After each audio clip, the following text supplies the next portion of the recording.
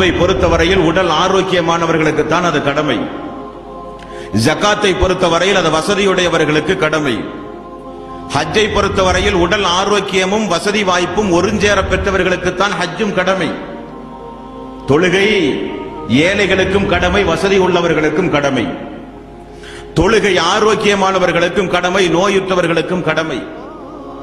தொழுகையை பொறுத்தவரையில் நபிகள் நாயகம் ஸல்லல்லாஹு அலைஹி வஸல்லம் அவர்கள் சொன்னார்கள், நின்று தொழ முடியாவிட்டால் அமர்ந்து தொழுங்கள், அமர்ந்து தொழ முடியாவிட்டால் படுத்தாகினும் நீங்கள் தொழுதாக வேண்டும், தொழுதால் தான் நீங்கள் முஸ்லிம். நீங்கள் பயணத்தில் இருந்தால் 4 ரக்காத்து தொழுகைகளை 2 ரக்காத்தாக குறைத்தாகினும் நீங்கள் தொழ வேண்டும்.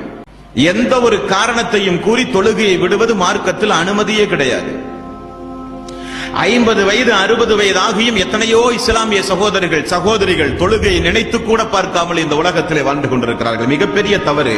மரணிப்பதற்குள் நீங்கள் தொழுகாக வேண்டும், தொழுகையை நிலைநிறுத்த வேண்டும், தொழுகைக்கு நீங்கள் முக்கியத்துவம் கொடுத்தாக வேண்டும். காரணம், நாம் நினைக்கும் பொழுதெல்லாம் செய்கிற இபாதத் அல்ல இந்த தொழுகை. அல்லாஹ் ரப்பல் ஆலமீன் தூதரின் மூலம் கடமையாக்கப்பட்ட இந்த இபாதத்தை அல்லாஹ் குறிப்பிட்ட நேரங்களில் நிறைவேற்றுவதற்கு பெயர்தான் தொழுகை. திருக்குர்ஆனில் ஏராளம் ஏராளம் இறைவசனங்கள். 2வது அத்தியாயத்தின் 83வது வசனம் அல்லாஹ் ரப்பல் ஆலமீன் சொல்கிறான், இஸ்ராயீல் மக்களிடத்தில் நான் ஒரு உடன்படிக்கை வாங்கினேன் என்கிறான் அல்லாஹ். வஇத் அஹதுனா மீசாக பனி இஸ்ராயீல், இஸ்ராயீல் மக்களிடத்தில் நான் ஒரு உடன்படிக்கை வாங்கினேன். என்ன உடன்படிக்கை? லா தஅபுதூன இல்லல்லாஹ், என்னை தவிர நீங்கள் யாரையும் வணங்கக்கூடாது.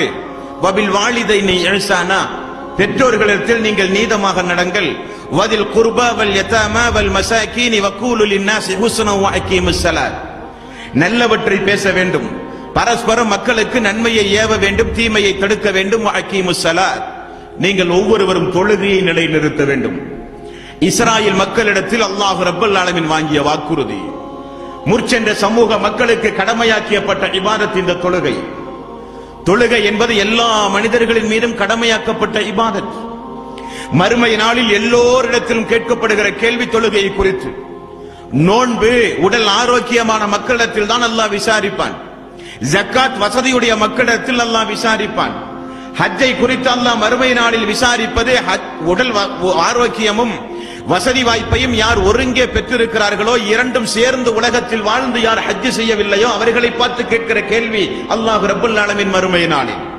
ஆனால் ஹராம் ஹலால் கடமையாக்கப்பட்ட சிறு பிராயத்திலே இருந்து மரணிக்கின்ற வரை ஆண்களிடத்திலும் பெண்களிடத்திலும் அல்லாஹ் கேட்கிற, எல்லோரிடத்திலும் கேட்கிற ஒரே இபாதத் தொழுகை குறித்து மட்டும்தான்.